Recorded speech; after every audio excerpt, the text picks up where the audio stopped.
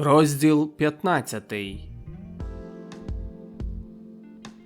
Гарячі серпневі дні докучали не менше від ворожого артилерійського вогню і від большевицьких снайперів, укритих у збіжжях, по придорожніх кущах і у верховіттях дерев.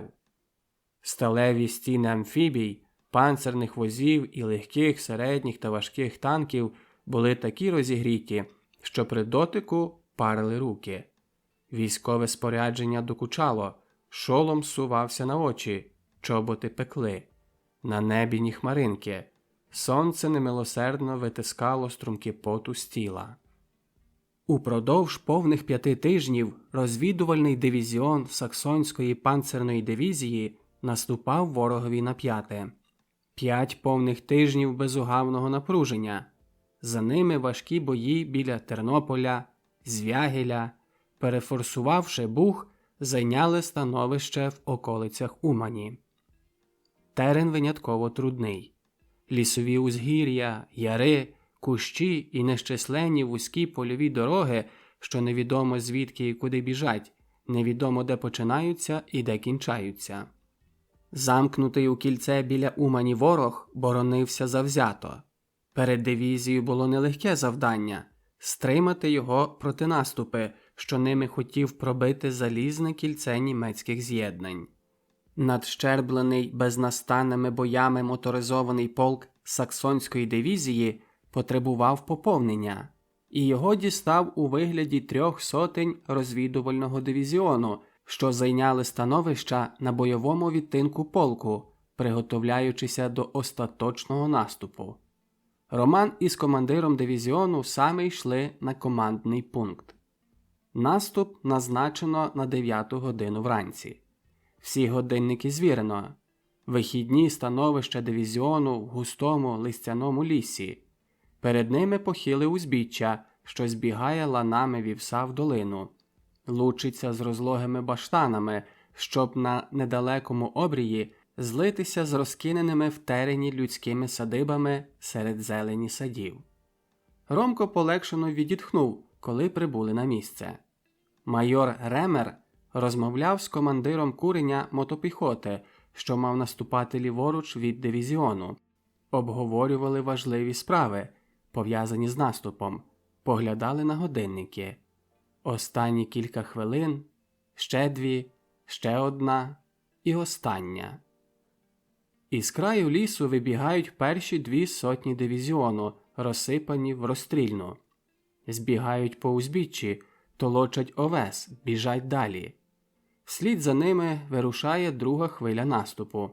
3 сотня розвідувального дивізіону і 100 полкових піонерів. Примітка. Піонери. Тут сапери. Виїжджають з лісових гущавин досі замасковані там легкі і важкі панцерні вози, танки, амфібії з важкими кулеметами. Усе спішиться, щоб якнайскоріше збігти з узбіччя, на яке кожної хвилини може впасти ураган ворожого вогню. Одначе довкола тиша. Невже нема ворога? Передні розстрільні вийшли вже з вівса. Ідуть широкими кроками через баштани з кавунами, що по них сковзуються їм ноги. Очі спрямовані на місцевість, окутану загадковою мовчанкою. Ромко йде в другій хвилі наступу поруч свого командира, що присів на розпечену сонцем сталь танка Марк-3. Побіч ідуть 2 зв'язкові і ад'ютант, обер-лейтенант Адлер. Стає нестерпно гаряче. Сорочки липнуть до тіла під грубим сукняним одностроєм. Ремінь немилосердно в'їдається в тіло. Руки судорожно держать рушницю і пріють. Пролетіли з шумом грюкотом перші ворожі стрільна. Кільканадцять. І вже падають нещисленними розривами. Але запізно. Вони все ще тягнуться вслід за другою хвилею наступу. Ромко знає, що артилерійські стрільна доти не страшні, доки, прощупуючи ціль, лиш посуваються вперед. Не так-то легко зміняти приціл. Встрілюватися – на це треба часу. Гірше, якби почали бити перед нами. Тому лише поспіх, щоб лиш вперед, тільки вперед. Бо заду смерть. За цих кілька тижнів безперервних наступів Ромко зрозумів усі ці таємниці успіху німців. Блискавичні удари, проломи і цей могутній гін уперед. Він бачив це і тепер. Аж ось спереду вилітає червона ракета. По хвилині крізь гуркіт панцирних моторів чути поодинокі, а потім залпові вистріли гранатометів. Але й на це я рада. Сотні залягають на хвилину в терені, ждучи перших вибухів. І другої ракети. Після вистрілення схоплюються раптово і біжать щосили, посуваючися кількадесят кроків уперед. Залпи вибухають позаду. Не завжди це вдається. Ось права сотня дісталася під барабанний вогонь. Чути крики та стогони конаючих. Місцевість досі здавалося тихо і спокійна, нараз ожила. Заторохкотіли кулемети, залопотіли дєгтярі, мов би хотіли надолужити втрачений час очікування. Примітка. Дєгтярі. ДП. Дєгтярьово-піхотний. Ручний кулемет, розроблений Дєгтярьовим. Розстрільна просувалася вже тепер повільніше, але все ще певними скоками вперед, відповідаючи на вогонь вогнем. Здригнулися від випалу власних гармат танки, зупиняючись на хвилину при кожному пострілі. Заторохтіли пронизливо 2-сантиметрові зенітки на півгусеничних піввіззях, стріляючи запальними кулями до наземних цілей. Ворожий ураганний вогонь на передпіллі місцевості аж ніяк не стримав дивізіону в наступі. Передні розстрільні його сотень уже між першими садибами. Витягають закопаних по самі вуха в землю перестрашених червоноармійців і йдуть далі. Майор Ремер перемінює свій середнього типу танк у похідну польову квартиру. Сидячи на ньому, з біноклем при очах видає накази, стежить, пильнує програму в цю ж хвилину. Наступ розгортається, як на вправах. Раз у раз з пронизливим ревом стріляють позаду Ромка із 75-мм гармат важкі горнети. Їх 8, усі вони приділені до сьогоднішнього наступу. Майже одночасно десь далеко спереду підносяться вгору чорні стовпи диму. За хвилину вітерець приносить цей дим назад. Він вгризається в очі, наповнює горло, заслонює обрій, що розблискує новими вибухами.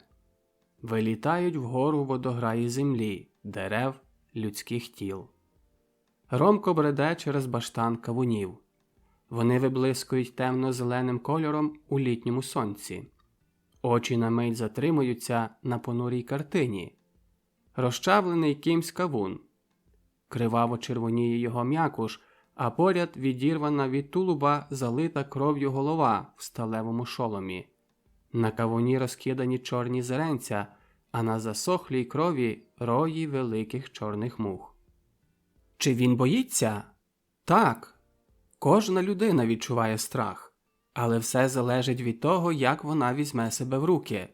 Страх приходить лише в довгі хвилини очікування на рішення, а коли вже наступає дія, людину охоплює якесь підсвідоме почуття. Нею керує інстинкт самозбереження. «Терляки!» – крізь гуркіт бою чує Роман голос майора. «Так точно, пане майор!» «Ходімо!» Зіскакуючи із своєї квартири, гукнув майор і побіг уперед. За ним побіг Роман, ад'ютант та 2 зв'язкові. Щось на правому крилі не в порядку. Майор на бігу підриває чоту з 3-ї сотні дивізіону, і вони всі довгими скоками пересуваються на праве крило. Ромко біжить, задиханий, за своїм довгоногим командиром. Вітає їх посилений вогонь ворожих гранатометів. Хтось впав, хтось крикнув, хтось лежить нерухомо на землі. У голові 1000 думок, суцільний хаос, а понад усе один безперервний гук у вухах. «Стій! Стій!» – кричить спіною на устах майор Ремер до вояків, що відступають на правому крилі. а в його руках зловісно чорніє матовою сталлю пістолет 08. Примітка. Пістолет 08. Парабелом. Пістолет модель 1908. Це німецький самозарядний пістолет калібру 9 мм. Зброя двох світових війн та багатьох локальних конфліктів. Один із найвдаліших зразків подібних систем пістолетів. «Вперед!» – чути протяжний крик молодого лейтенанта Кротте, командира чоти з 3-ї сотні. На правому боці селища, у віддалі не більш як 500 метрів, терен підноситься, заслонюючи обрій густими кущами та поодинокими деревами. За ними шлях на Умань, ціль сьогоднішнього наступу.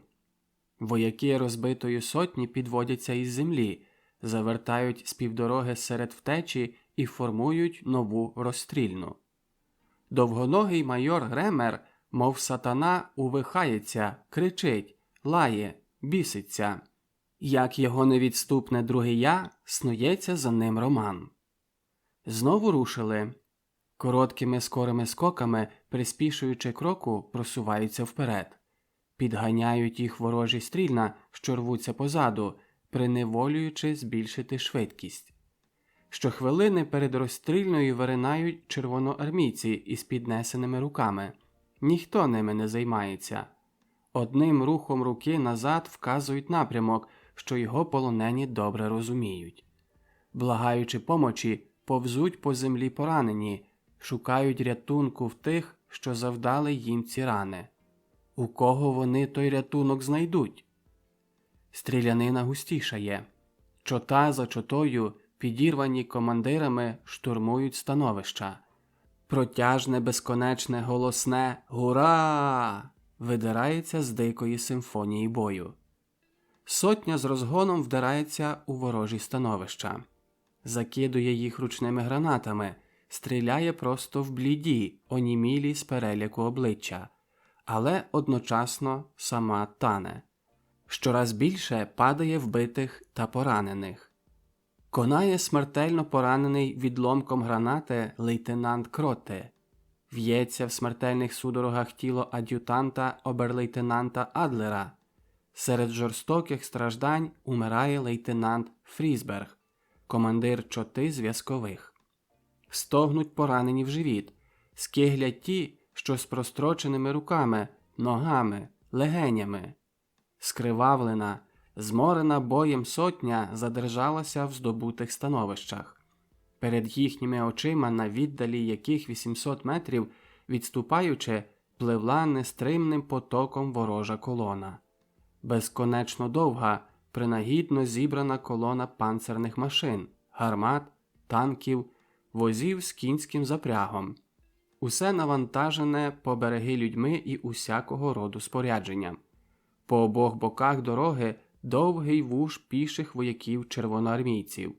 Усе це тепер у панічному страху втікає до близького лісу, що відніється на обрії. Вогонь, що, здавалося, притих на хвилину, тепер наново розшалівся з подвійною силою. Ворог старався відгородити себе неприступною завісою сталі і вогню. Розшаліли і німецькі сталеві потвори, сиплять суцільною лавою розривними гранатами по колоні. Над нею зависла висока і широка стіна диму, пороху, вогню, стіна, з якої вилітають лише якісь чудернацькі уламки з потрощених возів. На дворі стояло жарке полудне, струмками лився піт по запорошених брудних обличчях. Мучила спрага. Даремно засохлий язик пробував звохчити вуста. Вода із баклаги давно випита, ні звідки її тепер дістати.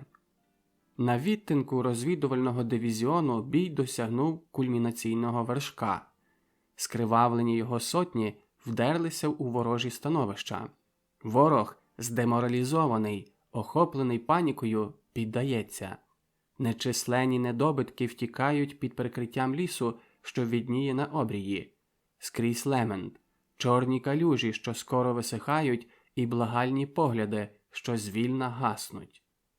Дивізійний лікар, Гауптман Освальд Рослер і його санітарна група мають повні руки роботи. Їхній пункт першої допомоги у зруйнованій хаті зараз біля першої лінії, переповнений до меж можливого. Поранені вмирають, чекаючи на свою чергу. Лікар Рослер і його помічник лейтенант доктор Зенкер працюють як навіжені. Роблять складні операції, ампутують, переводять трансфузії крови. Під наркозою закладають примітивні шини на переламані руки і ноги. Клали оперованих на соломі, на клаптях окривавлених одностроїв, а то і просто на землю. А коли під вечір ущухне гарматна громовиця, коли вечірні сутінки покриють землю, по знищеній гарматним ураганом дорозі простягнеться кривавий похід, сповнений болем і терпінням, щоб десь за сотні кілометрів позаду фронту почати спізнене лікування. Майор Ремер знову у своїй польовій квартирі, що примістилася в ямі кулеметного становища. Зв'язківці наладнали телефонний зв'язок із штабом полку моторизованої піхоти.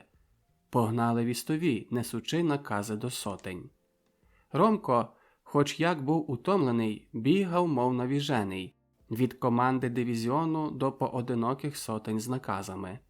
Він тепер на місці вбитого при наступі вістового. Звільна закотилося вогняно-червоне сонце поза темно-зелену стіну бору. Наближався вечір. Змучення уперто пригадувало про останні недоспані ночі. Повіки тяжіли й неймовірно, очі, немов налиті оловом, заплющувалися самі. Ніхто не думав про їжу, всі мріяли про хоча б коротенький сон. Ніч з 11 на 12 серпня була хмарна і холодна. Після спекотного дня цей холод пронизував до кісток. Похмурі також були думки командира розвідувального дивізіону майора Ремера та його підвладних, командирів поодиноких сотень і чот. Наказ виконано, щільно зімкнуто кільце довкола оточеного ворога. Але чи вдасться видержати, коли ворог почне наступ, коли в розпачі буде всіма силами старатися прорвати це оточення? Розвідувальний дивізіон став затичкою, що закорковувала пляшку з оточеним ворогом. Амуніція кінчалася. На поповнення годі рахувати.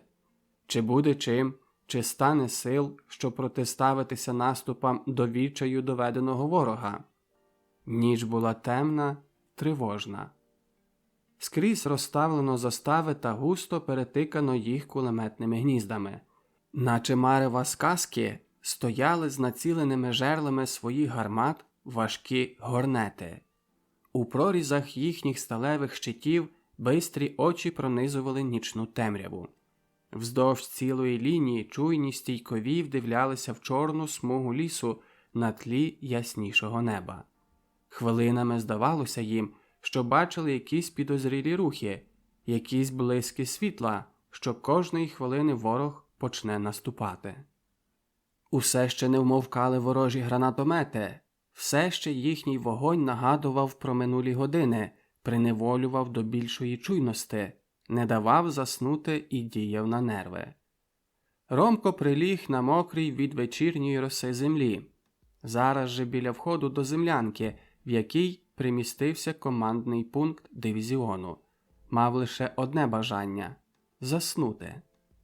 Раптом крізь сон почув монотонний, щораз голосніший гул літакових моторів. Летіли просто на становища дивізіону.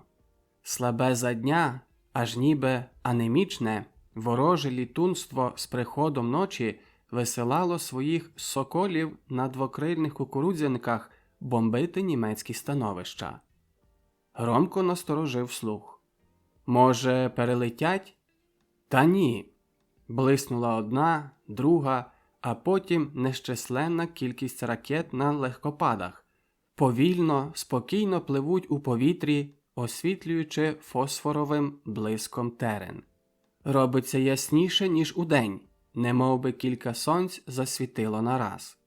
Заворушилась обслуга біля зенітних гармат. Зацокотіли кулемети світляними кулями. Загавкали 4-дульні 2-сантиметрові гарматки. Ригнули вогнем важкі 8,8 по невидному ворогові. Мов собаки на припоні, залаяли поодинокі 2-сантиметрівки. Миготять у повітрі розриви їхніх стрілен. Мотори вщухли, чути лише шум їх осідного польоту. Знижуються щораз більше. Зашуміли бомби.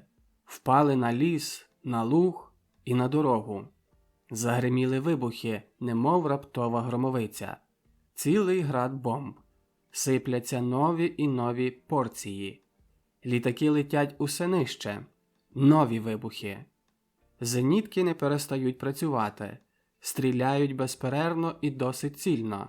Впав один десь біля ліска, освітлюючи кривавим блиском контури лісу. Другий бухнув полум'ям у повітрі і, мов метеор, тягнучи за собою смугу диму і вогню, полетів стрімголов до землі. Щораз мовкнуть зенітки, поцілені ворожими бомбами. Щораз нові кукурудзяники повторюють налети. Скинувши запас бомб, прочісують терен своїми важкими 1-сантиметровими кулеметами. Ромко тулиться до мокрої землі, немов би хотів пірнути в неї. Так, це страх. Безумовно, це страх, що на нього в цьому моменті нема ради. Треба ждати, аж злетить на голову гора заліза і вибухової речовини, а він сам розлетиться внівець. Чує, як по спині лізуть мурашки, як раптово цокотить зубами. Доки до чорта він буде кружляти? Товчеться в його мозку думка. Де б то сховатися? Прошибає друга.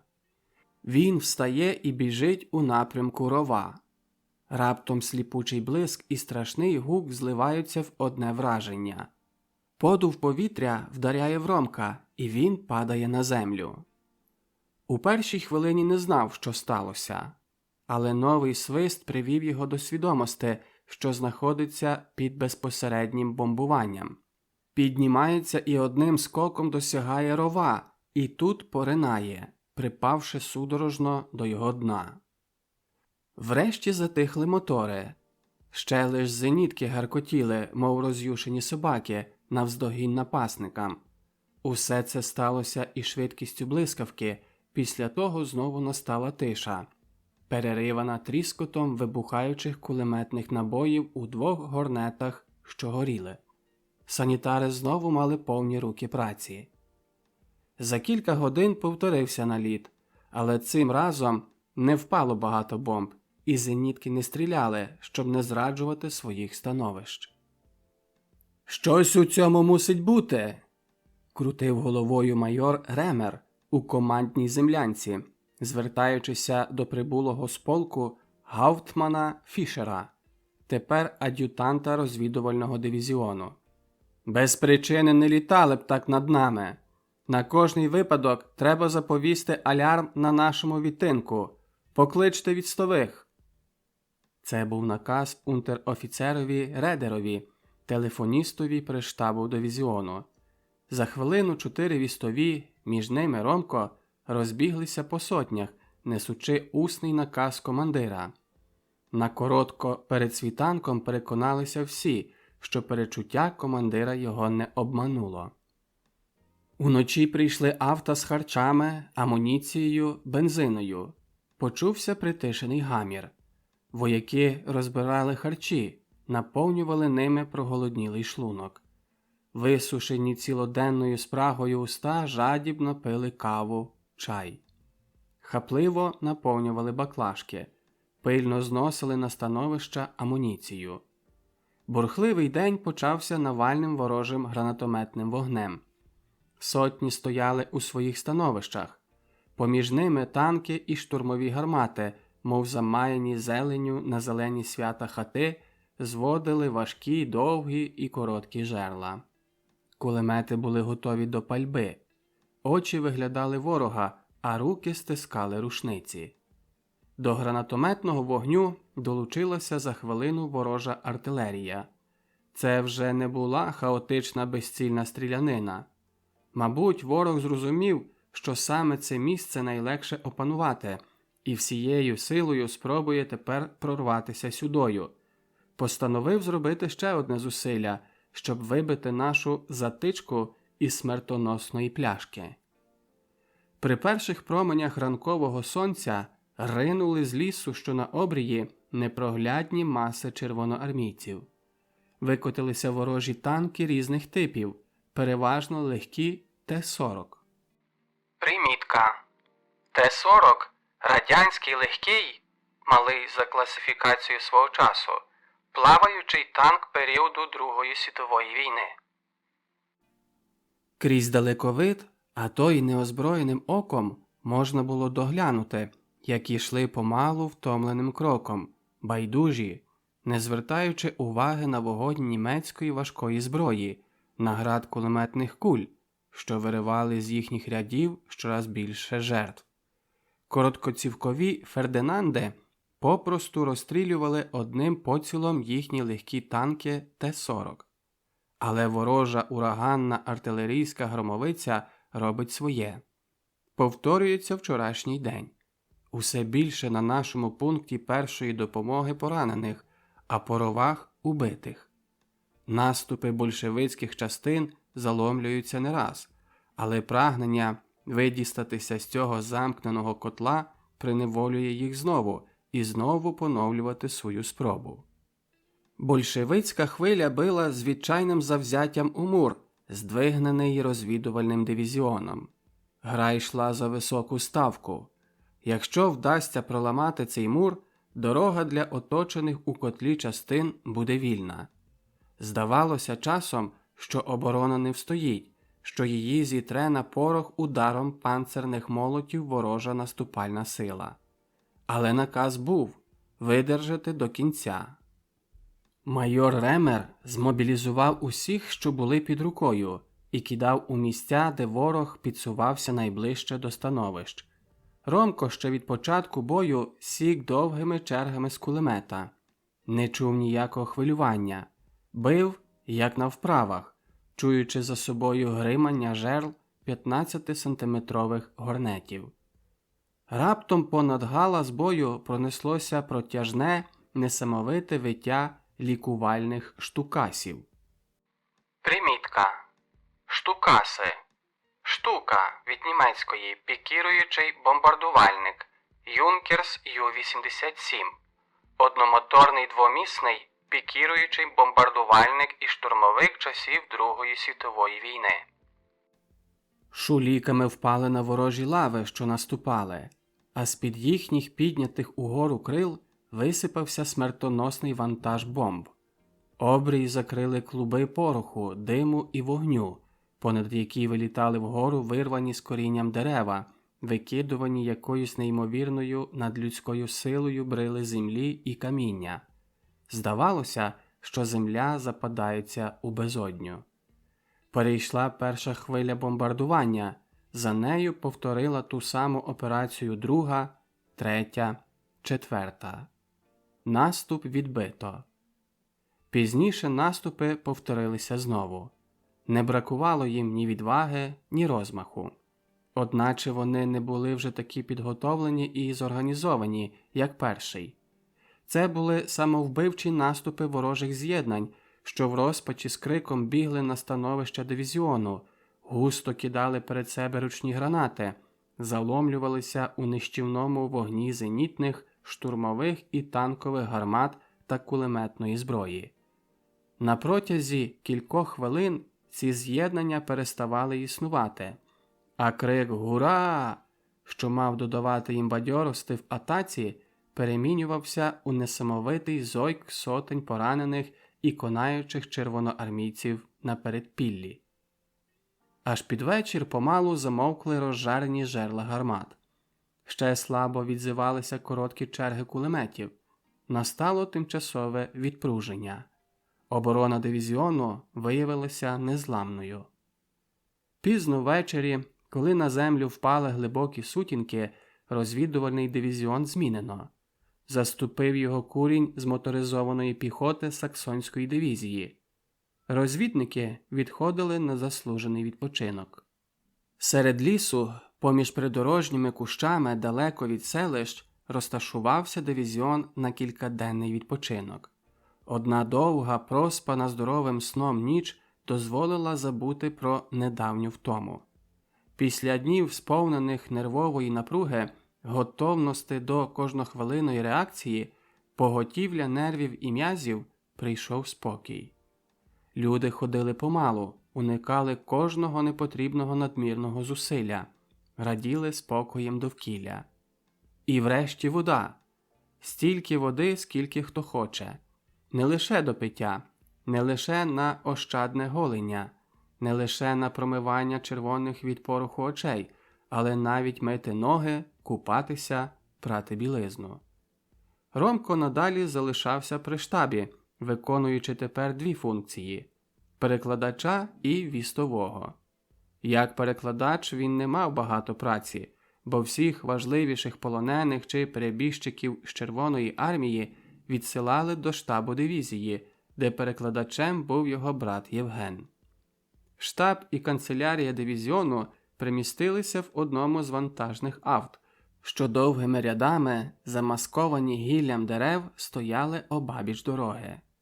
Вояки влаштувалися під своїми шатрами в чагарнику серед лісу. Кінчився другий день відпочинку дивізіону. Непомітно наближався вечір. Вогненно-червоне сонце заходило за густий ліс. Романа викликали до командира дивізіону майора Ремера.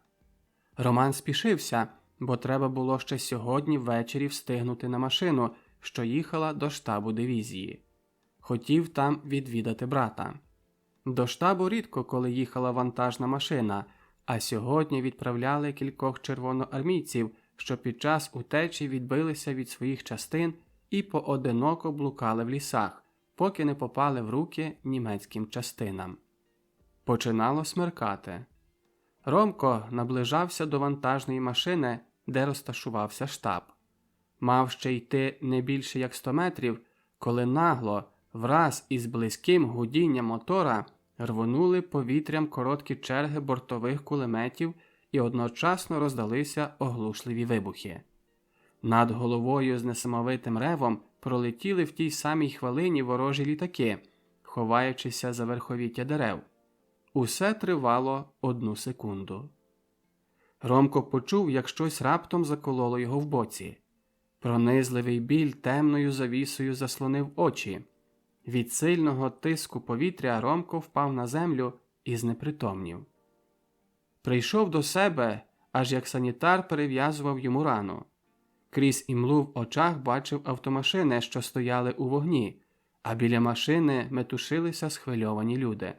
Бомби відламками потяли на шматки сталеві бляхи штабової машини і вбили там унтер-офіцера Редера та командира дивізіону майора Ремера. Ромко знову знепритомнів. Розділ 16. До вікон била сніжна заметіль. Скажений вітер змішав куряву снігу, клубив нею в повітрі, гнав скісно до землі, насипав замети. Був мороз. Ромко звівся на лікоть. Очі сонно блукали по стінах, спинилися на шибках вікна. Вихор гнув безлисті верхи дерев, олив'яні хмари сіяли густим снігом, сліпили очі білою яскравістю. Було тихо і тепло в кімнаті. Пахло йодоформом і медикаментами. Біліли рівні ряди ліжок. Незнайомі люди в білих халатах проходили нечутно коридором. Урешті Ромко отрясся із своєї сонності. Яснішим став погляд очей, живішими думки. Він уже повні 4 місяці в шпиталі. Довгий шмат часу. 4 місяці спокійного лазаретного лікування зробили своє. Зі сну прокидувався мляво, знехотя, як з похмілля. Десь глибоко у душі родилося радісне почуття, що все погане залишилося там, на фронті, що це там далеке і нереальне. Пораненого у правий бік чималим відламком бомби чи якогось заліза з потрощених возів його привезли до Львова на 2-місячне лікування. Скільки то він натерпівся під час транспортування, скільки болю зазнав, заки привезли його до цього шпиталю. Та це вже минуло. Лише час від часу різким болем нила в боці рана і пригадувала про дні терпінь. Мов у нагороду за ці страждання прийшла одного разу радісна несподіванка. Якось після 2 тижнів перебування у шпиталі попсувалося у його залі світло. Покликали шпитального електрика.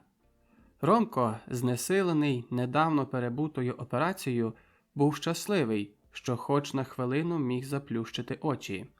Біль дошкульно докучав у боці. Раптом над головою до його вух долетів знайомий голос. «Юську! Юську! Що тебе болить? То я, Адась. Не пізнаєш?» Роман помалу розплющив очі, наперед одне, а потім друге.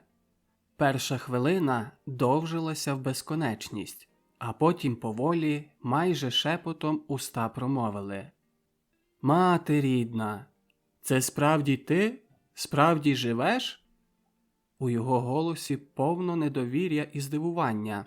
Рука непомітно торкається нахиленого над його ліжком Адася Круковського. «А що ж ти думав? Живу. Важко воно, важко, але...» Почувши дотик Ромкової руки, Адась додав. «Ти все той самий невірний Тома. Тебе і свята землиця не направить. Яким недовірливим Юсько був, таким і залишився». Після цього жартівливого привітання Ромко слабким голосом став засипати Адася питаннями. У свідомості віджили пам'ятні дні, а цікавість розпирала його. «Так, Юську», – спроквола почав Адась, – «я й не сподівався ще колись у житті побачити тебе, та й ще й в таких обставинах, як ось тепер. Того вечора, коли ми так обидва несподівано для нас розконспірувалися, я мав чергування у своєму відділі міліції. Десь близько полудня прийшов наш зв'язковий і після обміну кличками вручив мені пакет. Притому усно подав мені мою власну адресу. Я ні раз не здивувався, почувши від зв'язкового цю адресу. Від перших днів, коли ти прибув до мене, я мав тебе за одного із наших закордонників. Але не моє було діло розпитувати тебе, за чим і нащо ти приїхав. Скажу тобі, ми мали тоді щастя, і то неабияке». Адась на хвилину замовк. «Що сталося? Чому не договорюєш?» – нетерпеливо запитав Ромко. «Та нічого такого», – зніяковівши, промовив Адась. «Але ця справа з моїм арештом була не зовсім правдива. Пам'ятаєш, я прислав тоді до тебе Серьожку? Мене забрали на допит у справі Тадзя. Довідалися, що він мій знайомий. Ти розумієш, якого я мав страху за себе і за тебе? Тому вирішив заграти вар'ята з тобою і вислав Серьожку, щоб тебе з моєї квартири виполошив. Це свій хлоп. Не йшлося тоді лише про нас двох. Ти розумієш?» Ромко усміхнувся і втомлено заплющив очі. Адась попрощався. Відтоді навідувався до Ромка майже щодня. Спершу, коли ще працював електротехніком у шпиталі, кожну вільну хвилину проводив біля Романа. Пізніше вступив до української міліції, і його відвідини стали коротшими. Але не було дня, щоб не загостив до нього. Приносив неоціненні новини про життя українців під новою Займанщиною. Це справді була нова Займанщина. Політика німців супроти народів, звільнених з-під большевицького ярма, була цілком ясна. Щораз жахливіші вісті про національний гніт і економічну експлуатацію приходили із зайнятих німцями областей України. Але, незважаючи на те, низи українського населення Львова, з яких походили і Ромко, і Адась, з невимовним захопленням слухали повідомлення ОКВ про нові перемоги німецької зброї на Сході. Примітка. ОКВ з німецької. Верховне командування Вермахту – центральний елемент керівної структури Збройних сил Німеччини в період Другої світової війни.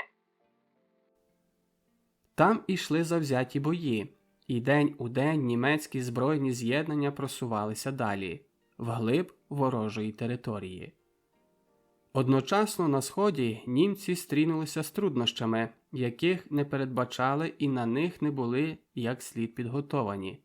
Що далі фронт перекочувався на схід, то більші були труднощі з постачанням.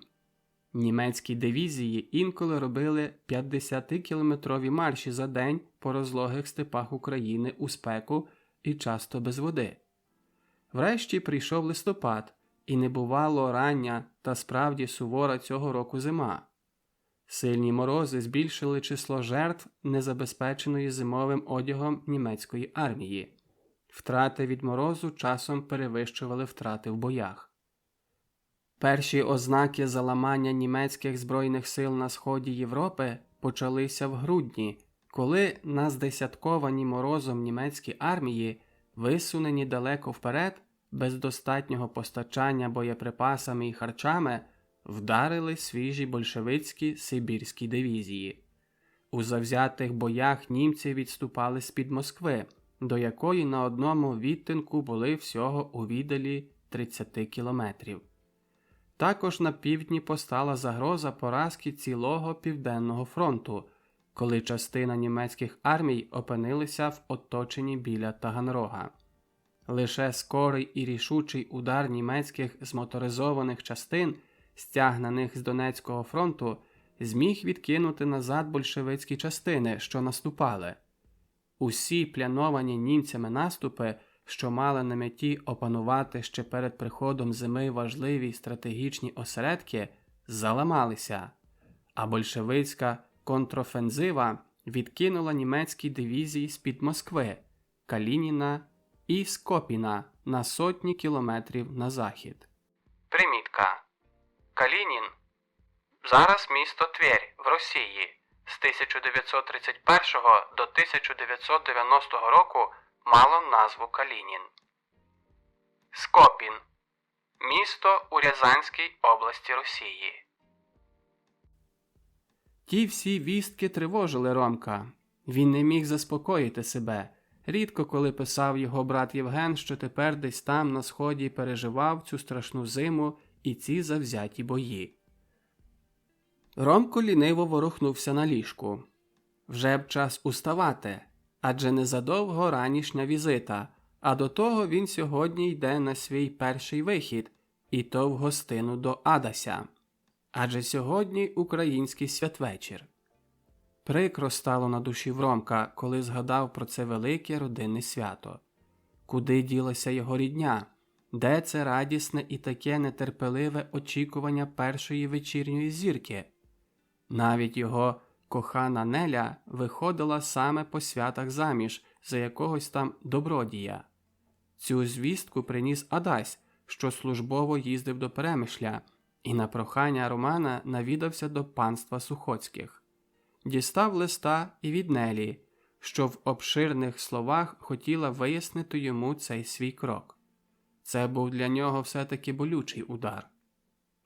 Ромко прокинувся зі своїх думок. Знову щось занило біля серця. Та що ж? Долі конем не об'їдеш.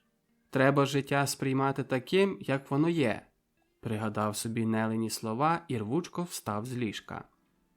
Був уже найвищий час, бо медсестра принесла сніданок, а він, як один із виздоровців, повинен був помагати при розношуванні серед важкопоранених. Час від раннього лікарського обходу до обіду минув швидко, і Ромко вже близько 2:00 пополудні був готовий до виходу.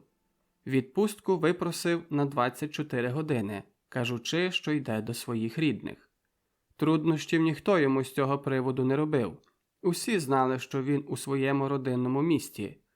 Одягнувся у новісінький, тільки що виданий однострій, купив у шпитальній крамниці 2 пляшки горілки і вийшов на вулицю. На дворі було морозно. Сильний вітер засипував очі гострим, мов колючки, снігом. Мороз щипав кінчики вух, носа, наливав рум'янцем щоки. Ромко жваво проходив засипаним снігом пішоходом, хоч у голові чув шум і якісь дивні чорні цяточки михтіли в очах. Він уже так давно не виходив на двір. Закурив цигарку і почув, що стало йому веселіше. Рідко кого зустрічав на вулицях, хоч пора була обідня. Львів'яни поховалися, відстудені по домах. Навіть крикливі продавці цигарок та чистильники взуття позникали.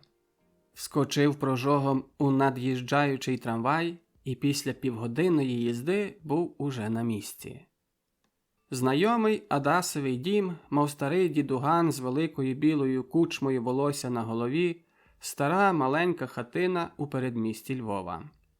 Скільки споменів тиснулося Ромкові до голови на її вид. Сьогодні мала йому заступити його втрачений дім. Мимоволі підплила непрошена сльоза, що її змахнув рвучким рухом руки. «Візьми себе в руки, адже ти якийсь вояк!» – наказувала йому тверда думка. Рішучим рухом відчинив хвіртку і війшов на подвір'я.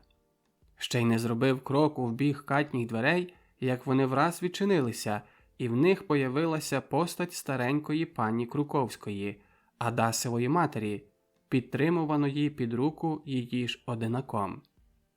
«Христос рождається!» – повагом привітався Роман, а непокірна сльоза знову появилася в кутиках його очей. «Славійте його, моя ти дорога сирітко!» – промовила пані Круковська, і голос їй заломився. «Мамо, та просіть уже нашого гостя в хату!» – промовив Адась. Бачив, що заноситься на добре таке хлипання, а таких театральних сцен він дуже не любив. Зайшли в малу, чисту кімнату. Все тут дихало святочним настроєм, хоч видно було з першого погляду, що не в гаразді живеться власникам цієї хатини. Голод, брак гроша були частим гостем під цим дахом ще перед війною, а вже після визволення ця нужда загостила сюди напостійно, головно від часу, коли Адася відправили з міліції. З приходом німців, коли Адась знову почав працювати, в хату вступив скромний достаток, але й це вже не змогло повернути здоров'я пані Круковській. Довгий, дошкульний, сухий кашель свідчив про те, що дні її життя вже пораховані, і ще лиш ліки, що їх всіма силами роздобував Адась, підтримували її життя. Ромко роздягнувся і сів біля стола, застеленого білою скатертиною. Пані Круковська лягла в ліжко, бо зворушення відібрало їй сили. Адась подав заздалегідь приготовлену скромну святу вечерю. «Що ж, Ромку, ти вже за тиждень махаєш знову на Івана?» – заговорив Адась, розставляючи тарілки та полумиски на столі. «Доки ж будуть мене тут тримати?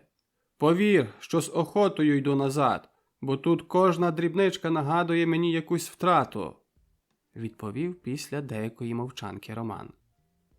І знову запанувала в кімнаті тиша, переривана час від часу сухим кашлем пані Круковської. «Ти, Юську, – потішав Ромка Адась, – не хнюпи носа, а налий чарки, зальємо хробака та кинемо лихом об землю». Випили по чарці, змовили «Отче наш» і засіли до столу. Адась підніс до ліжка тарілку з просфорою, і пані Круковська обділила нею обох. Мовчки споживали дари Божі. Розмова не клеїлася, панував якийсь святково-сумний настрій. Раптом на дворі почувся скрип снігу під ногами, а за хвилину вечірню тишу перервала трохи фальшива, але голосна мелодія коляди «Бог предвічний». За хвилину в хату вкотилося вже на підпитку двоє молодців. «Христос рождається!» – промовили обидва вголос і почали навипередки вітатися з домашніми. «Славійте його!» – відповідали Адась і Роман і запросили прибулих до столу. Це були знайомі Ромка і Адася ще з дитячих років. Обидва були середнього зросту, однолітки Романа. Один із них, Степан Новицький, був веселої вдачі, повнолиций, із задертим догори носом, і тому в гурті своєї братії звали його Кірпатим Стефком. Другий веселою вдачею ще перевищив свого приятеля, а його мова зовсім не була схожа на українську, хоч він на кожному кроці підкреслював, що він українець. Прізвище його також не звучало по-українськи. Це був Станіслав Глов'як, званий загально Сяхо Лепета.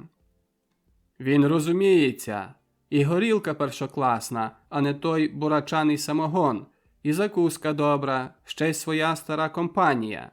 Ото, хлопаки, святвечір, як у шторка», – примовляв, потираючи руки і сідаючи за стіл, Сяхо Глив'як. «Та ти, Лепета, маєш ніс, що за милю занюхав би, де можна добре випити. Але тут, брате, свої хлопаки, і ти не наїстися прийшов», – заговорив Степан. «Витягай на горілку і того мадярського тютюну, що маєш у кишенях». Адась налив у чарки горілки і звернувся до гостей. «А тепер вип'ємо». «За що? За кого?» – посипалися питання. «Кожний за себе», – відповів Адась. «Ну, дай Бог витримати». І одним ковтком вихилили чарки. Почалася весела бесіда. Стефко і Сяхо заливали собі хробака, розказуючи при цьому різні байки. Ромко мусив оповідати про свої останні переживання. «Юську, а ти знаєш, що наш Ясько Пацалиха, септо Іван Потіха, також десь там із швабами на фронті?» – перервав Ромкове оповідання Стефко Новицький. Примітка. Шваби. Мається на увазі німці. «Недавно написав до мене. Він на півдні, здається, чи не в Криму?» «Це можливе. Там тепер ведуться затяжні бої біля Севастополя», – відповів Роман. «Здається, і моя частина тепер там». «Як же він попав до німецького війська?» – здивувався Адась. «Цілком просто», – засміявся Стефко. «Як прийшли німці до Львова, то багато частин задержувалося коротко на постій у місті. Ясьо Пацалиха, вештаючись по місті, побачив, як німота направляла авто. А ти знаєш, що він сам механік, і то добрий. Щось там їм порадив, показав, і німаки взяли його з собою. Ти знаєш, як він страшенно хотів до війська». «Йому було спішно, а я ще маю час. Як будуть брати наші, то я піду, але поспішати нема чого», – знизав плечима Адась. «Зрештою, служу при українській міліції, а це також щось варта». «Саме так, людино. Ось своя компанія збиратиметься до війська, то я також обов'язково візьмуся за зброю. А наразі нема чого поспішати», – додав Сяхо. «Ти, Лепета, дай спокій своїй політиці. Ліпше щось заколядуймо», – перебив Стефан і, прикро фальшуючи, затягнув «Нова радість стала». Підхопило її три дужі молодечі голоси, і слова старинної коляди попливли щирою молитвою до новонародженого Сина Божого. «Даруй долю, верни волю нашій ненці Україні». Коли скінчили коляду, на мить запанувала в кімнаті тиша. На обличчях відбився святковий настрій. Ніхто першим якось не наважувався порушити його. Десь вилетіло з голови запаморочення алкоголем, і думки стали ясними, чіткими. Ще довго плили звуки коляд цього святвечора в домику у передмісті Львова. Ще довго Адась і його друзі думками линули в невідоме завтра. Вони готові були на ту найбільшу жертву для батьківщини. Підсвідомо, інтуїтивно відчували свою приналежність до народу, з якого вийшли. Бо це були ті, раніше погорджувані чужими, а часто також своїми львівські батярчуки, що в їхніх жилах плила українська кров. «Але ж я розм'як!» – витираючи сльозу з ока, промовив Сяхо Лепета.